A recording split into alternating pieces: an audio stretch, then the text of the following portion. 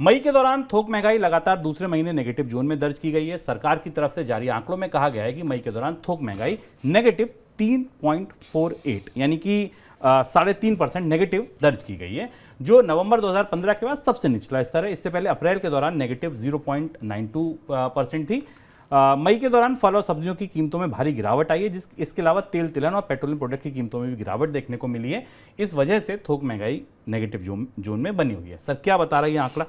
थोक महंगाई का आंकड़े में कुछ अनोखा और अजीबोगरीब हो रहा है, काफ़ी दिलचस्प सा हो रहा है। भारत में महंगाई से लड़ाई चल रही थी। एक तरफ रिजर्व बैंक गवर्नर का बयान हम आपको बताएंगे, वो मान रहे हैं कि महंगाई से लड़ाई अभी जारी रहेगी। दूसरी तरफ थोक महंगाई कॉन्ट्रैक्ट होकर निगेटिव जोन में चली गई, निगेटिव टेरिटरी में पहुंच गई। अचानक 3 महीने में 2 महीने के भीतर भारत में थोक महंगाई की दर जो है वो माइनस में आ गई। ऐसा क्यों हुआ और इससे क्या संकेत मिल रहे हैं, ये समझना हमारे लिए ज़रूरी है, क्योंकि भारतीय अर्थव्यवस्था को लेकर थोक महंगाई से जुड़े महत्वपूर्ण संकेत है। पहले इसमें थोक महंगाई के आंकड़े में हमें वो चीज़ें देखनी चाहिए जिनका असर आने वाले समय में रिजर्व बैंक के नतीजे पर, भारत की महंगाई पर पड़ेगा। तो अगर इस महंगाई के आंकड़ों को भीतर से खोलें तो अनाज की महंगाई अभी भी ऊंची बनी हुई है, जो कि भारत में लोगों की खाद्य प्लेट को प्रभावित करेगी।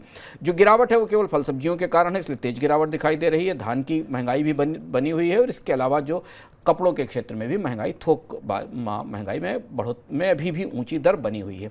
लेकिन थोक महंगाई को आमतौर पर उपभोक्ता महंगाई से अलग ढंग से परखा जाता है। उपभोक्ता महंगाई में ये आंकड़े ज़्यादा महत्वपूर्ण होते हैं। यहाँ हमें दिख रहा है शुभम कि मैन्युफैक्चरिंग प्रोडक्ट्स में एक स्पष्ट रूप से डिफ्लेशन की परिस्थिति बनती दिखाई दे रही है। यानी भारत में एक तेज डिफ्लेशन, एक तेजी से डिफ्लेशन दिख रहा है, जिसमें कि मैन्युफैक्चरिंग उत्पाद हैं, मेटल्स हैं, इनकी कीमतें बेहद तेजी से गिरी हैं। अगर आप दिसंबर 2022 के आंकड़े को देखें मैन्युफैक्चरिंग प्रोडक्ट्स के WPI का, तो इसमें लगातार हमें तेज गिरावट दिख रही है।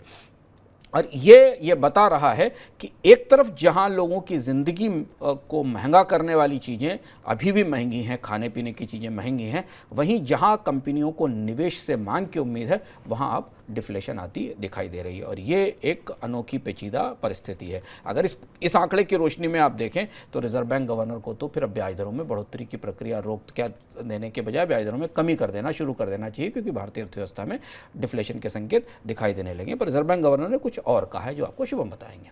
क्या कहा है ये भी सुनिए। Reserve bank governor Shaktikanta Das ने कहा है कि रिटेल महंगाई को कम करने की प्रक्रिया धीमी रहेगी, और जब तक औसत महंगाई 4% का महंगाई का लक्ष्य जो है वो हासिल नहीं कर लेती, तब तक बैंक की तरफ से महंगाई को रोकने के लिए जो कदम उठाए जा रहे हैं, उठाए जाते रहेंगे।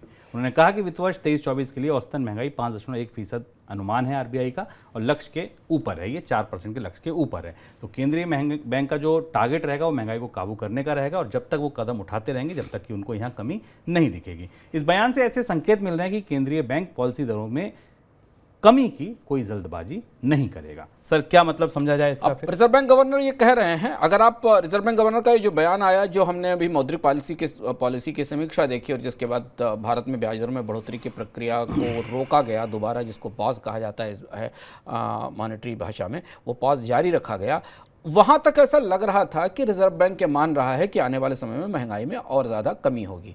अगर आप थोक महंगाई के आंकड़े देखें तो वो आंकड़े इस बात को साबित करते हैं। डिफ्लेशन एक अलग चुनौती है, क्योंकि मांग नहीं होना कंपनियों के बैलेंस शीट पर असर डालता है, रोजगारों में कमी करता है, निवेश में कमी करता है, लेकिन महंगाई की दृष्टि से कीमतें कम होनी चाहिए। रिजर्व बैंक गवर्नर का इशारा यह है कि अभी भारत में महंगाई की लड़ाई लंबी चलेगी। ये दंगल लंबा है, क्योंकि एक तो 4% का लक्ष्य बनाए रखना लंबे समय के लिए संभव नहीं है, और दूसरी चीज़ है कि उन्होंने स्पष्ट रूप से तो नहीं कहा, लेकिन मानसून की जो स्थिति हम आपको लगातार बता रहे हैं, दूध की कीमतें, जीरा, गेहूं और चावल, इन जो महत्वपूर्ण चीज़ें जो इन्फ्लेशन को बढ़ाती हैं, उनकी कीमतों में बढ़ोतरी दिखाई दे रही।